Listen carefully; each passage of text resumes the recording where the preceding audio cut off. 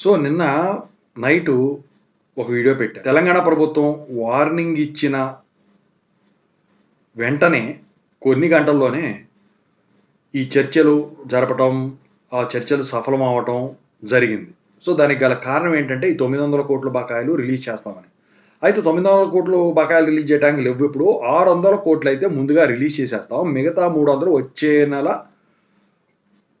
Release చేస్తాం, విడతల వారీగా ఇస్తామని చెప్పేసి వీళ్ళు హామీ ఇచ్చిన తర్వాత వీళ్ళు బంద్ని విరమించారు. ఓకేనా? అయితే ఒక బీఫార్మసీ ఎగ్జామ్స్ తప్ప, లేకపోతే మిడ్ ఎగ్జామ్స్ తప్ప జేఎన్టీహెచ్ కింద మిగతా అన్నీ కూడా ఏది కూడా బహిష్కరించలేదు. ఇప్పుడు కాలేజెస్ ఎప్పటి నుంచి ఓపెన్ అవుతాయి దీని గురించి అడుగుతా ఉన్నారు. ఈరోజు యాక్చువల్గా అసలు అయితే బంద్ లేదు, కానీ ఈరోజు చాలా కాలేజీలు కూడా ఇంకా మెసేజ్లు పోలేదు, ఎందుకంటే ఇంకా 600 కోట్లు రాలేదు.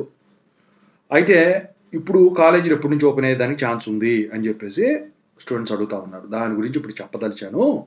ముందుగా అయితే ఇంతవరకు ఈ ఛానల్ సబ్స్క్రైబ్ చేసుకుని వాళ్ళు సబ్స్క్రైబ్ చేసుకొని ఈ వీడియోని లైక్ చేసి షేర్ చేయండి. మీకు ఏమైనా డౌట్స్ ఉన్నట్టయితే కాల్ మీ 4 ద్వారా కాల్ చేయండి.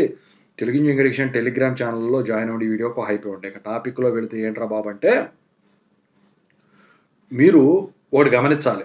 ఈరోజు సెకండ్ సాటర్డే ఉన్నప్పటికీ అన్ని కాలేజీలకి సెకండ్ సాటర్డే ఇవ్వట్లేదు. జేఎన్టీహెచ్లు ఇలాంటి వాటికి ఎక్కడో యూనివర్సిటీ వాటికి మాత్రమే వీళ్ళు ఈ సెకండ్ సాటర్డేలు ఇవ్వటం జరుగుతుంది. మీరు చూశారు కదా తెలంగాణ కాలేజీలో ఇప్పుడు ఎస్బీ టెట్కి సెకండ్ సాటర్డేనే. అయితే కొన్ని కాలేజీని బట్టి అయితే అటెండెన్స్ ఎట్లా బయోమెట్రిక్ ఎస్బీ టెట్ వాడు ఉంచుతాడు కాబట్టి గవర్నమెంట్ కాలేజీలు రన్ అయినాయి కాబట్టి SB TET as per rule కానివ్వండి, యూనివర్సిటీ యాజ్ పర్ రూలు ఒకవేళ ఇస్తే సెకండ్ సాటర్డే ఎప్పుడు ఇచ్చేవాళ్ళు అయితే సెకండ్ సాటర్డే ఉంటుంది.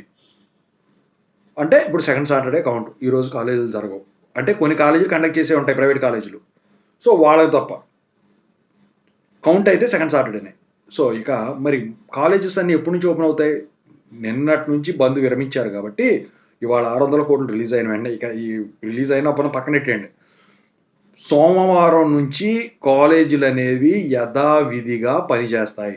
ఇప్పటికే కొన్ని కాలేజీలు మండే నుంచి రమ్మంటం జరిగింది. ఎందుకంటే అండి ఒక్క రోజులో పోయేదేముంది కొన్ని అని చెప్పేసి కొన్ని కాలేజీలు ఆన్లైన్ పెట్టుకున్నాయి, ఆన్లైన్ క్లాసులు పెట్టుకున్నాయి.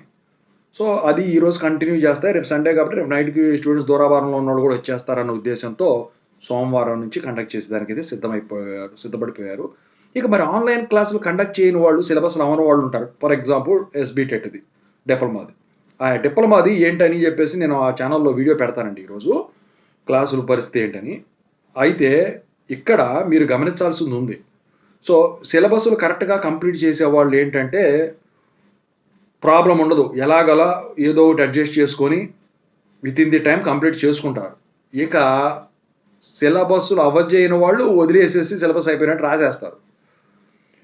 అయితే ఇప్పుడు గత్యంతరం లేకే కదా మొన్న కాలేజీలు క్లోజ్ చేసింది. మరి వీళ్ళ తప్పు లేదు, స్టూడెంట్స్ తప్పు లేదు. కాబట్టి ఇక క్లాసులు ముమ్మరంగా జరిపేదానికి ఛాన్స్ ఉంటుంది. కాలేజ్ టైమింగ్స్ మార్చేదానికి ఛాన్స్ ఉంటుంది. 6:30 వరకు పెట్టినా ఆశ్చర్యపడాల్సిన అవసరంలా కొన్ని కాలేజీల్లో అయితే, ఎందుకంటే బస్ ఫెసిలిటీ ఇస్తారు కాబట్టి. బస్ ఫెసిలిటీ లేని వాళ్ళు ఆ ఒక్కరోజు ఏదో అది సిలబస్ కంప్లీట్ అయ్యే వరకు ఏదో ఒకటి ఇది అవుతుంది, లేకపోతే మార్నింగ్ టైమింగ్ అనేది మారుస్తారు. ఓకేనా? సో ఈ విధంగా ఉంటుంది మొత్తానికైతే.